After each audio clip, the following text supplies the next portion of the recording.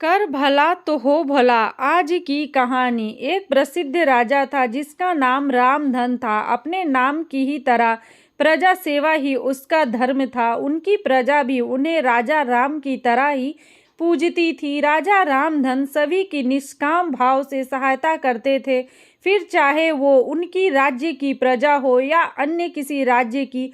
उनकी ख्याति सर्वत्र थी। उनके दानी स्वभाव और व्यवहार के गुणगान उसके शत्रु राजा तक करते थे। उन राजाओं में एक राजा था भीम सिंह, जिसे राजा रामधन की इस ख्याति से ईर्ष्या थी।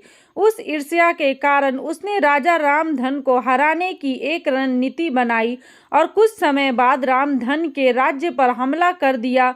भीम सिंह ने छल से युद्ध जीत लिया और रामधन को जंगल में जाना पड़ा। इतना होने पर भी रामधन की लोकप्रियता में कोई कमी नहीं थी। हर जगह उन्हीं की बातें चलती थी, जिससे भीम सिंह को चैन ना था। उसने राजा रामधन को मृत्यु दंड देने का फैसला किया। उसने ऐलान किया कि जो राजा रामधन को पकड़कर उसके सामने लाएगा वो उसे 100 सोने की दीनार देगा। दूसरी तरफ राजा रामधन जंगलों में भटक रहे थे। तब उन्हें एक राहगीर मिला और उसने कहा, भाई तुम इसी जगह के लगते हो, क्या मुझे राजा रामधन के राज्य की तरफ का रास्ता बता सकते हो? राजा रामधन ने पूछा, तुम्हें क्या काम है राजा से? तब राहगीर ने कहा, मेरे बेटे की तबीयत ठीक नहीं है, उसके इलाज में सारा धन चला गया। सुना है राजा रामधन सभी की मदद करते हैं, सोचा उन्हीं के पास जाकर याचना करूं।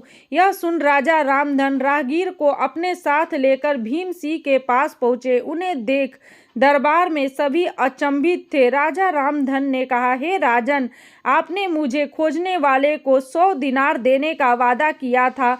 मेरे इस मित्र ने मुझे आपके सामने पेश किया है, अतः इसे वो 100 दिनार दे दे।